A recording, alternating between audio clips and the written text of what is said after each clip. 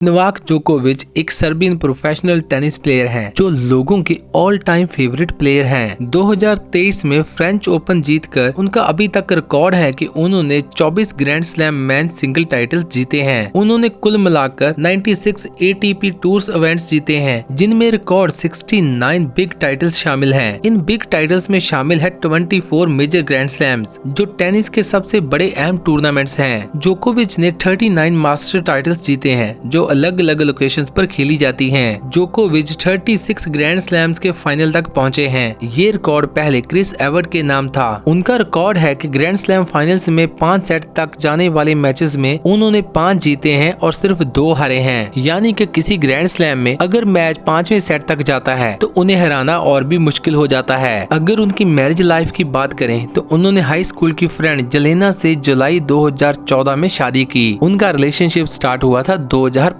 में। उन्होंने 2007 में मिलकर जोकोविच फाउंडेशन भी लॉन्च की है। इस फाउंडेशन में गरीब बच्चों की हेल्प की जाती है। इन दोनों ने सितंबर 2013 में मंगनी की और अगले साल फिर इन दोनों ने शादी भी कर ली। इनके 2 बच्चे भी हैं, स्टेफन और तारा। 2023 में अपने एक इंटरव्यू में जेलेना ने कहा कि ये जोकोविच की मोहब्बत ही है कि जो इतना फेम मिलने के बाद भी हम दोनों अभी तक एक स्ट्रॉन्ग कपल की तरह साथ हैं। जोकोविच को अपने प्रोफेशनल करियर में काफी कंट्रोवर्सीज का सामना करना पड़ा है। 2021 में कुछ ऐसा हुआ जब कोविड-19 बहुत ज्यादा फैल रहा था, तो जोकोविच ने वैक्सीन लगवाने से भी मना कर दिया। लेकिन वैक्सीन तो उस टाइम बहुत ही ज्यादा इम्पोर्टेंट समझी जाती थी, तो उनको इस फैसले की वजह से कुछ ग्रैंड स्लैम में खेलने से भी मना कर दिया गया। जैसे कि वो ऑस्ट्रेलियन ओपन में हिस्सा ही नहीं ले पाए, क्योंकि ऑस्ट्रेलिया में वैक्सीन के बिना एंटर होना मना था। जोकोविच वैक्सीन न लगवाने की वजह से न्यूज में बहुत ज्यादा रहे कि आखिर वो ऐसा क्यों कर रहे हैं, क्या वो लोगों में नेगेटिविटी ला रहे हैं। ये कहकर के वैक्सीन लगवाना जरूरी नहीं है। उनके इस फैसले ने उनके टेनिस करियर और उनकी इमेज पर काफी ज्यादा नेगेटिव इम्पैक्ट भी डाला।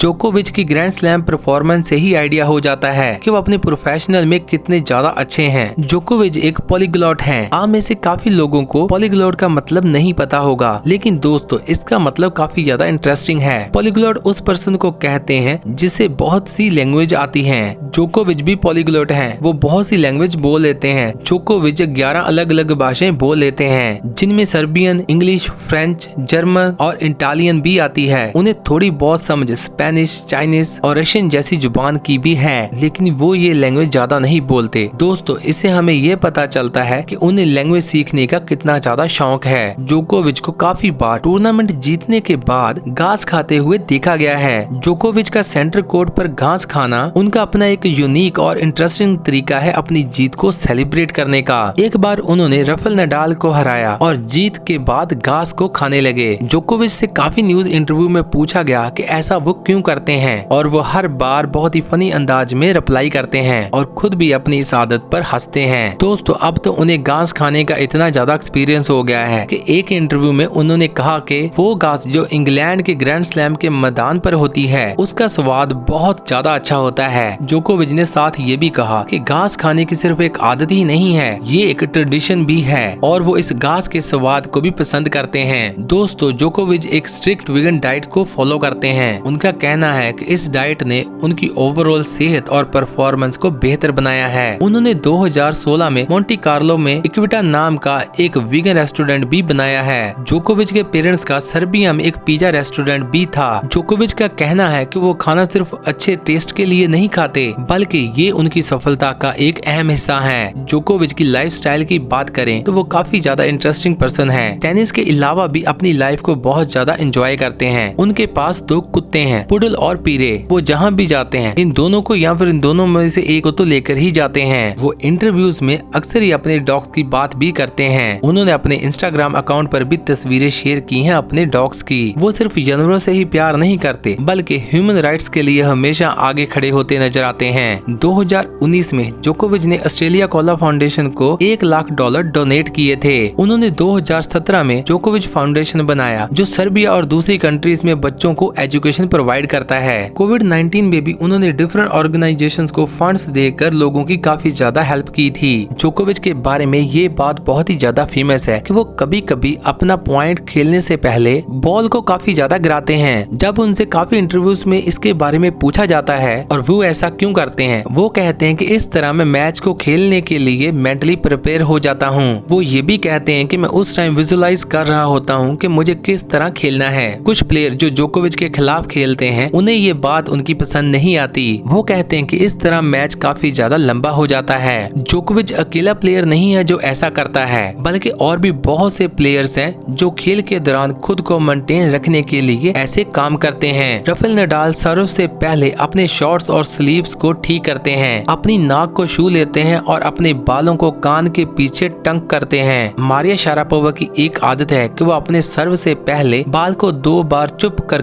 गिराती है। ये पॉइंट के पहले की रूटीन पर काफी ज्यादा लोग बातें करते हैं। कुछ का कहना है कि वो अपने स्ट्रेस को कंट्रोल करने के लिए ऐसे तरीके यूज करते हैं और कुछ कहते हैं कि इससे उनकी हार्ट बीट सही रहती है, इसलिए वो ऐसा करते हैं। इस वीडियो से हमें ये पता चलता है कि जोकोविच सिर्फ एक बेस्ट टेनिस प्लेयर ही नहीं है, बल्कि काफी ज्यादा अच्छे दिल वाले और इंटरेस्टिंग पर्सन हैं। दोस्तों, जोकोविच की बायोग्राफी आपको कैसी लगी कमेंट सेक्शन में हमें जरूर बताइएगा। ऐसी और वीडियोस के लिए प्लीज चैनल को सब्सक्राइब कर दें और बेल आइकन भी दबा दें। मिलते हैं नेक्स्ट वीडियो में।